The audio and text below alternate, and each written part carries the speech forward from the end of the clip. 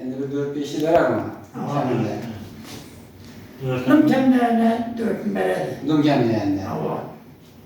Bize yılın bakırsa 3-4 milyonluk bolat yok yani. Hava.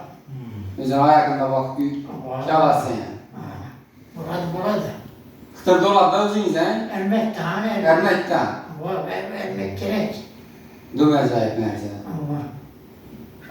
Hava. Şundan zor yok.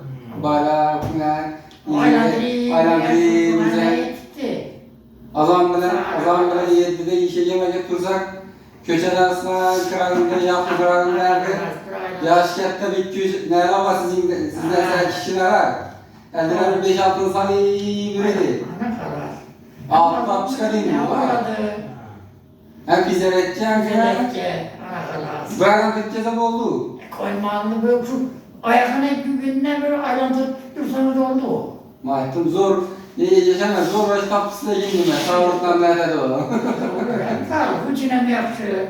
Adam bilen ne? Acayip. Ne olmam mı şimdi? Naması yok az. Kefillik şartlamanı kılamız çıkar. Bu büyük çıkarttırası mı? Yani indi gittik. Ne? Kılıç alırsan ne? Kılıç almayışına tıkıp mı? Oldu imzalık veremiz ki ertene çıkararız. İmzalık versen. Maksimalni bir gün vakit